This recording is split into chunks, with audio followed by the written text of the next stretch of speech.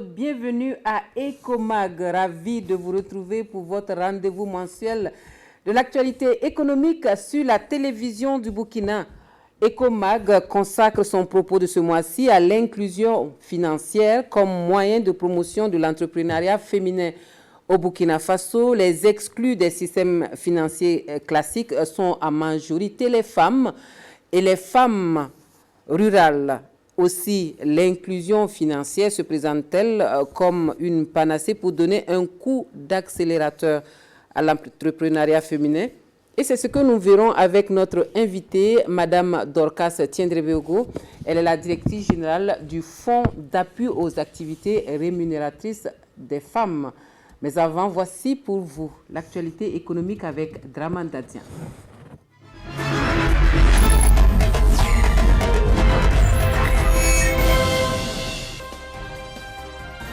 Une restauratrice au téléphone et son client au bout du fil, via WhatsApp ou Instagram. Le e-commerce entre dans les habitudes des Burkinabés. Un business sur la toile désormais à portée de main grâce aux technologies de l'information et de la communication. Des opportunités qu'offrent les TIC. En ce mois de mars, dédié à l'autre moitié du ciel, la 164e journée internationale de la femme table sur l'inclusion financière par le numérique, une panacée pour booster l'entrepreneuriat féminin malgré les défis sécuritaires et sanitaires.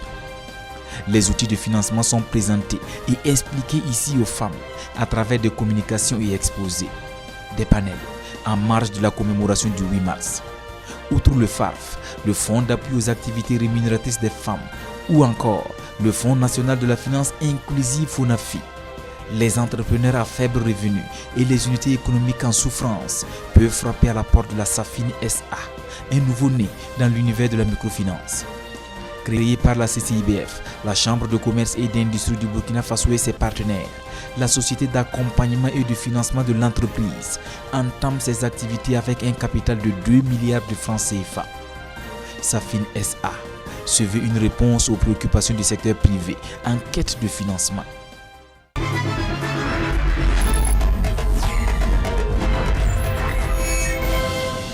L'accès au financement, voici une équation difficile souvent à résoudre pour tous ceux qui font leur premier pas dans l'entrepreneuriat, et cela concerne les femmes en majorité et les femmes rurales surtout. Elles qui sont les premières exclues des systèmes financiers classiques, l'inclusion financière des femmes donc se présente, comme nous l'avons dit, comme le défi à relever, l'inclusion financière comme moyen de promotion de l'entrepreneuriat féminin. Explication dans ce focus avec Draman Dadian. Elles sont près de 52% de la population burkinabé. Pour la plupart, leur quotidien rime avec travail, dans des conditions difficiles. Que la femme contribue majoritairement dans les activités de production à hauteur donc de 63%. Je vais parler de l'élevage, de l'agriculture et de la transformation donc des produits agro-silvo-alimentaires. Mais au finish, presque rien à se mettre sous la dent, car la moisson est maigre et pour cause, leur faible niveau d'alphabétisation et de formation. Parfois otages des pesanteurs socio-culturelles, ces femmes voient leur capacité économique réduite faute de financement. L'obstacle majeur à l'autonomisation, à l'émergence de l'entrepreneuriat féminin, que ce soit au Burkina ou partout ailleurs, c'est l'accès au financement pour pouvoir entreprendre, l'accès au crédit. Difficile accès au financement. Selon les statistiques, 43% des femmes burkinabées sont exclues de tout système financier. Pas de compte dans les institutions de microfinance, encore moins en banque. Elles ne disposent d'aucun compte de transfert d'argent, ce qui entrave en partie leur possibilité d'entreprendre. Le gouvernement veut alors changer la donne. Le gouvernement a adopté la stratégie nationale de la finance inclusive en 2019, qui consiste à atteindre un taux global d'inclusion financière de 75% à l'horizon 2023 afin de pouvoir accompagner la population vulnérable burkinabé. Il y a une politique qui est pilotée donc, par le ministère de la Femme. Cette politique s'est traduite à travers donc, l'élaboration donc, d'une stratégie nationale de promotion de l'entrepreneuriat féminin.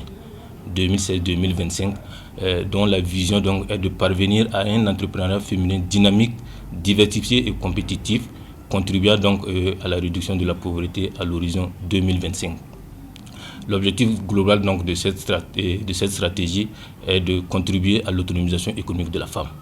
Voilà. Donc, cette stratégie est assortie donc, d'un plan d'action 2020-2022 dont le budget est estimé donc, à 28 milliards de francs CFA. Voilà. À travers donc, cette stratégie articulée autour donc, de 4 axes, le premier axe, c'est l'amélioration donc, du cadre juridique et institutionnel. Le second axe, c'est la promotion de l'accès des femmes et des filles aux facteurs de production. Le troisième axe, le développement donc, des opportunités pour l'emploi et le taux-emploi des femmes et des filles. Et enfin, un quatrième axe, à savoir donc, la promotion de la commercialisation et de la visibilité donc, des produits des femmes. Des ressources pour permettre à l'autre moitié du ciel d'entreprendre, avec à la clé le renforcement des capacités des femmes. Il a été question de renforcer le partenariat avec les femmes, parce que 60% de notre portefeuille doit aller à l'adresse de la population féminine du Burkina Faso. Donc, à ce niveau, nous avons un certain nombre de prérogatives. La formation et le renforcement des capacités en éducation financière, la sensibilisation de ces femmes pour pouvoir s'orienter vers les institutions de microfinance, les établissements de crédit, les fonds nationaux de financement afin de disposer d'un accompagnement. Le FONAFI s'inscrit dans la stratégie du faire-faire, c'est-à-dire que nous mettons les ressources à la disposition des systèmes financiers décentralisés, des fonds nationaux de financement, afin de pouvoir atteindre directement nos cibles et sur toute l'étendue du territoire. Nous accompagnons ces femmes qui sont déjà actives ou potentiellement actives en milieu urbain, semi-urbain ou rural, des femmes transformatrices, des femmes productrices ou au milieu d'élevage. Donc je pense qu'à ce niveau, nous sommes mandatés pour mieux les accompagner en fonction de leurs besoins. C'est ça l'inclusion financière. Unis, on est plus fort que quand on est seul. C'est dans ce sens que la plateforme mondiale des femmes entreprenantes, qui touche actuellement 23 pays depuis sa création, entend agir pour la promotion, l'autonomisation, les droits de la femme. Donc il faut sensibiliser les femmes. Il faut les former d'abord sur le leadership féminin.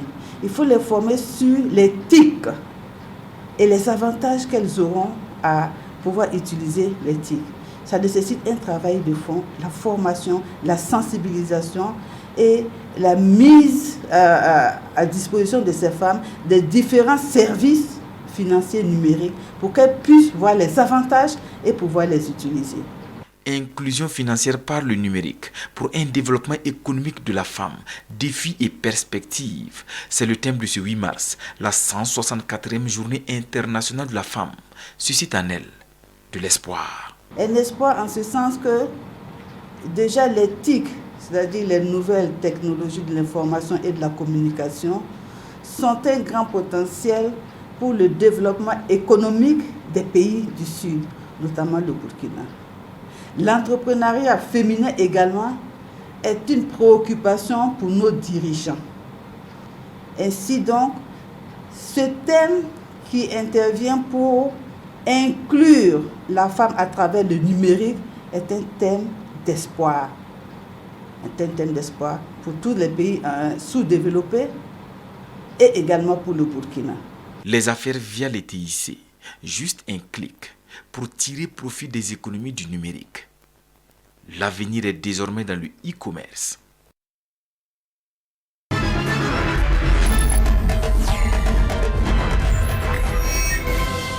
Nous retrouvons notre invité pour la partie entretien de votre magazine. Le docteur Dorcas Tiendrebego est la directrice générale du Fonds d'appui aux activités rémunératrices des femmes. Bonsoir, docteur. Bonsoir. Bienvenue sur le plateau de Ecomag. Merci. Alors, juste la première question, c'est nous présenter brièvement la structure et surtout nous dire comment vous appréhendez la problématique du financement de l'entrepreneuriat féminin au FARF. Ok, donc le FAF est un fonds national de financement spécialement dédié aux femmes et c'est un fonds qui a été créé en 1990 pour répondre aux besoins de financement des femmes. Parce que vous savez que pour une femme, aller en banque nécessite beaucoup de choses, surtout pour obtenir un crédit. Il faut des garanties et la plupart du temps, ce sont le PUH et c'est pas évident pour les femmes d'avoir ces documents. D'où la mise en place de ce fonds en 1990. Et il faut dire que de nos jours, le Burkina compte 10 fonds nationaux de financement. Et le FAF est l'unique spécialement dédié aux femmes. Le FAF est sous la tutelle financière du ministère de l'économie, des finances et du développement et sous la tutelle technique du ministère en charge de la femme depuis septembre 2018, avec l'engagement du président du FASO, son Excellence Rochma Christian Kaboré. Il faut dire que c'est lors du 8 mars 2018 que les femmes ont demandé à ce que le FAF soit rattaché au ministère en charge de la femme pour mieux répondre aux besoins spécifiques de la femme. Et cela a été fait. Alors, comme je l'ai posé, comment vous abordez cette problématique du financement de l'entrepreneuriat féminin au FAF? Ok. Le FAF a 2 missions principales: octroyer des crédits et offrir une formation à nos femmes pour mieux gérer leurs activités. Et si l'on veut voir au Burkina, on a 51,7% de femmes. Et les femmes contribuent à 70% du PIB de notre pays. Et dans le secteur primaire spécialement, nous avons 60% de femmes. Et aussi, nous comptons plus de 3000 entreprises gérées par des femmes, entreprises formalisées. Donc cela montre que la femme est importante et son activité économique impacte la croissance de notre pays. Et dans ce sens, je pense que nous devons tout faire pour l'accompagner et c'est ce que les autorités du pays font à travers les différents fonds qu'on a mis en place et à travers le FAF. Alors, quelles sont les solutions dont vous disposez au FAF pour favoriser l'accès de ce financement-là aux femmes entrepreneurs? Ok. Étant donné que nous sommes là pour faciliter l'accès des crédits aux femmes, nous ne prenons pas de garantie. Okay. À chaque fois que nous le disons, les gens sont stupéfaits. Mais notre garantie, c'est l'unité dans le groupement des femmes. Et cela marche parce que l'année passée, par exemple, nous avons octroyé 15 milliards de francs CFA à plus de 120 000 femmes sur tout le territoire. Et le FAF est présent dans les 45 provinces, dans 4 498 villages. Donc, cela montre voilà, notre volonté de vraiment accompagner les femmes dans ce sens et de faciliter. Parce qu'il faut simplement avoir une carte d'identité burkinabé. Le FAF, malgré sa disponibilité, on a l'impression que c'est toujours pas assez. Est-ce que vous ressentez cela à votre niveau? Oui, on ressent parce qu'on a toujours beaucoup d'engouement. Les femmes viennent nombreuses et on sait que souvent au FAF, on prend du temps pour analyser les dossiers. Surtout au cas Diogo, nous avons reçu beaucoup de dossiers et on verra tantôt dans le cadre du Covid le nombre de dossiers que l'on a reçus. Et nous voyons la nécessité d'augmenter cette capacité. Il faut dire que sous le leadership de Madame la ministre en charge de la femme, nous avons reçu des fonds avec la BADEA pour pouvoir renforcer ces crédits au niveau des femmes. Pour rester sur notre thématique de l'inclusion financière, comment vous appréhendez ce thème-là, l'inclusion financière des femmes? L'inclusion financière est importante pour accoster le développement d'un pays. Et donc l'inclusion financière, ça concerne tous les citoyens et dans notre cas spécifiquement les femmes. Et quand on parle d'inclusion, c'est qu'il y a exclusion. D'où la naissance par exemple du FAF pour pouvoir aller dans les villages les plus reculés. Parce que nous savons que lorsque nous arrivons à financer la femme, c'est toute la famille qui en bénéficie. Et nous avons des témoignages lorsque nous allons dans les villages reculés, à Faux par exemple. Et donc notre rôle, c'est de pouvoir mettre en place cette inclusion financière. Alors, quand on parle d'inclusion financière, tout de suite, on voit les obstacles qui se dressent sur le chemin de cette inclusion. On dit notamment que 43% des femmes burkinabèses sont exclues de tout système de financement classique à cause de l'analphabétisme et de ce manque de culture financière. Comment est-ce que vous allez œuvrer à ce que cette inclusion-là ait des avantages? Comment vous comptez offrir les avantages du numérique à ces femmes qui sont majoritairement analphabètes? Le FAF, en principe, notre leitmotiv, c'est d'aller justement vers ces femmes qui sont souvent illettrées pour leur apporter les financements nécessaires à la croissance de leurs activités. Donc, nos gestionnaires de crédit, nous en avons 71 répartis sur tout le territoire. Et leur rôle, c'est d'aller auprès des femmes. Nous n'attendons pas que les femmes viennent vers nous. Nous allons vers elles et nous conversons dans leur langue. Nous utilisons des exemples concrets de leur vie. Et cela est important parce que ça les aide à pouvoir s'épanouir. C'est vrai que dans le système classique, il y a souvent des obstacles, d'où justement la mise en place des fonds ou des programmes qui existent, que le PADEL, pour pouvoir booster les femmes. Et notre rôle, par exemple, c'est d'aller au niveau de la base, celles qui ne sont pas alphabétisées, et les pousser vers le haut pour qu'elles puissent aller un jour au niveau des grandes institutions financières pour pouvoir bénéficier de gros montants. Parce qu'au FAF, nous octroyons des microcrédits. Je suis sûre qu'on a dû vous poser cette question. Les femmes qui sont analphabètes ou les femmes qui sont dans les zones rurales ont, la plupart de ces femmes-là ont des problèmes de papier, d'identité. Or, pour disposer d'un téléphone, il faut un acte de naissance. Je suis sûre que vous êtes au courant de ça. Est-ce qu'il y a quelque chose qui est fait pour permettre à ces femmes-là d'avoir ce document de base-là, afin de disposer d'un téléphone ou d'un moyen de communication pour jouir de cette inclusion? Vous avez parfaitement raison, parce que lors du 8 mars, nous avons eu un panel le 6 mars exactement, sous le patronage de la Première Dame. Et les conclusions étaient de travailler pour accompagner les femmes dans l'obtention de ces cartes d'identité. Et le ministère en charge de la femme le fait déjà. L'année passée, sous la présidence de Madame la ministre, beaucoup de femmes ont eu accès à des pièces d'identité. Mais nous devons continuer. Je pense que nous ne pouvons pas atteindre un moment où nous disons c'est statique, mais c'est toujours dynamique. Nous devons continuer. Et donc, notre mission, par exemple, cette année, c'est de travailler à ce que ces femmes-là, qui ont des pièces d'identité peut-être expirées ou qui n'en ont même pas, puissent l'obtenir pour pouvoir bénéficier d'un téléphone en leur nom et pouvoir bénéficier des progrès du digital. On va parler du fonds Covid-19 alloué au guichet du FAF. Est-ce que vous pouvez nous rappeler brièvement la consistance de ce fonds et à quoi c'est destiné et comment il a été utilisé, bien sûr? OK. À l'instar des autres pays, le Burkina Faso a été touché par la maladie à coronavirus. Et les autorités du pays se sont motivées pour trouver des solutions. D'où la mise en place de ce fonds de relance économique. Il faut dire que ce fonds de relance économique est divisé en deux pans.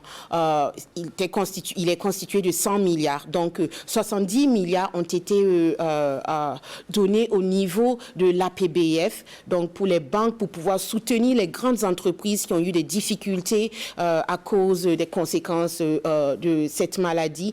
Et l'autre pan, c'est 30 milliards octroyés aux fonds nationaux de financement pour pouvoir booster l'activité des petites entreprises informelles ou formelles. Et c'est dans ce cadre que se situe le FAF. Et le FAF a bénéficié de 5 milliards pour pouvoir booster les activités économiques des femmes. Et il faut dire que dès mai, nous avons commencé le travail. Nous avons échangé avec 96 marchés et YAR pour leur expliquer ce fonds qui a été mis grâce à la volonté du gouvernement. Et donc, notre premier déblocage a eu lieu le 10 août. Et le 17 septembre précisément, nous avons signé une convention avec Minefid sur les 5 milliards pour pouvoir, et dans la convention, il y a tous je dirais, les critères et comment bénéficier de ces fonds. Donc, après la signature de cette convention, nous avons continué le travail. Et si vous vous rappelez, le 24 septembre, nous avons eu la remise officielle des chèques au marché de Touquin.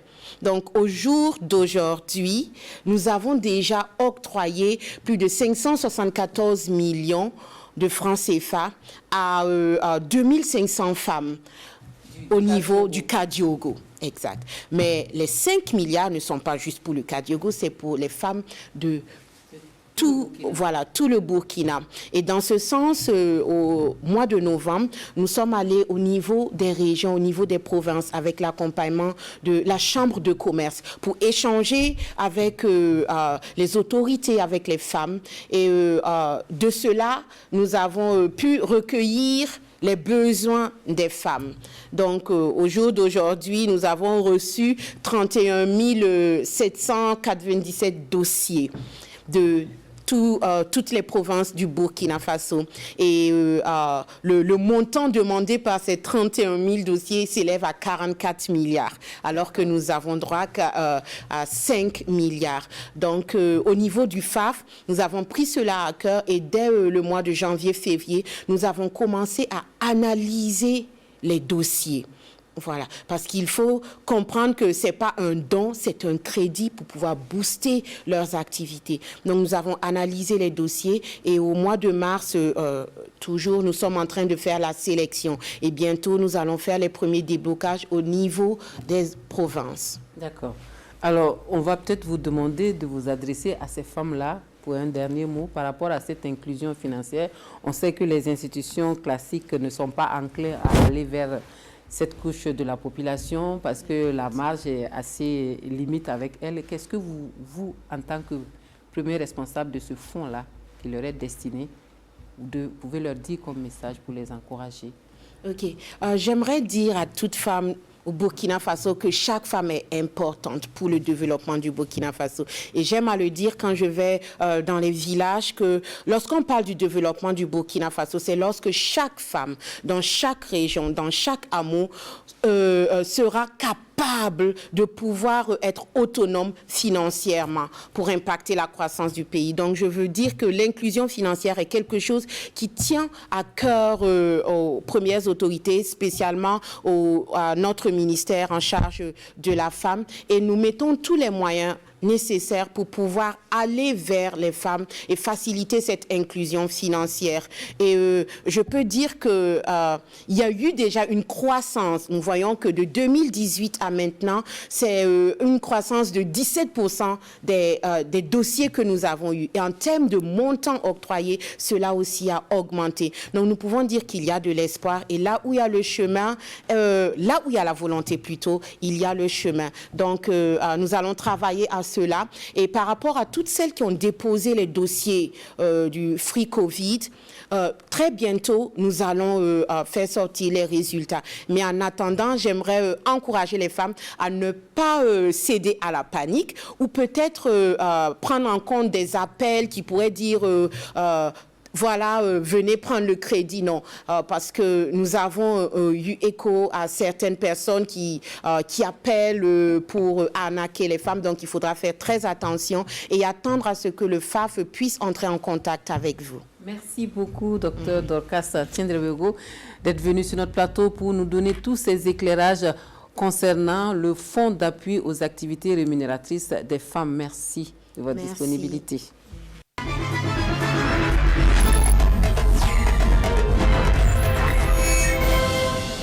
À présent, l'agenda économique et commercial pour la période de mars-avril 2021. Nous avons tout d'abord la 3e édition de la foire CEDEAO et des pays amis qui se tiendra du 1er au 12 avril 2021 à Abidjan. Nous avons la 3e édition de la foire universitaire et scolaire de Ouagadougou, c'est du 7 au 10 avril 2021 à Ouagadougou. Nous avons la cérémonie inaugurale de l'Académie internationale pour la gouvernance et le leadership économique Aigle le 8 avril 2021 à la salle des conférences de Ouaga 2000. Voilà, on s'arrête ici pour Ecomag, votre rendez-vous mensuel de l'actualité économique. Merci de nous avoir suivis. L'inclusion financière qui a le vent en poupe en ce mois dédié à la femme. Le sujet donc nous a inspiré pour votre magazine. Merci de votre fidélité à cette émission qui est le fruit du partenariat entre la Chambre de commerce et d'industrie du Burkina Faso et votre chaîne nationale. Bonsoir.